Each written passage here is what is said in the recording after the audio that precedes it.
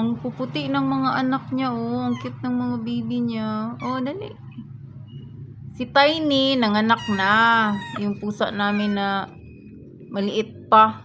Tiny yan siya. Nanganak.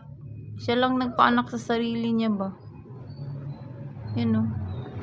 Ang puputi ng mga ng mga anak niya, oh. Liliit. Cute-cute masyado, oh.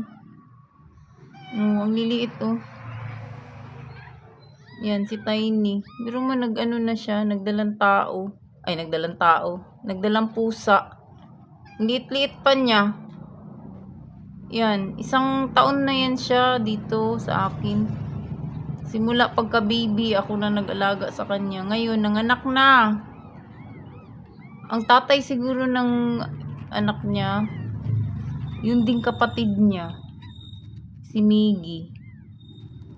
Naku, meron na naman akong papangalan ng mga pusa. Whitey na lang yan silang tatlo. Whitey 1, Whitey 2, Whitey 3. Ayun. Pinakain ko na nga yan siya. Si kasi nanganak papagatas. Kaya tinola yung pinakain ko sa kanya. May malunggay. Tinulang manok. Yan.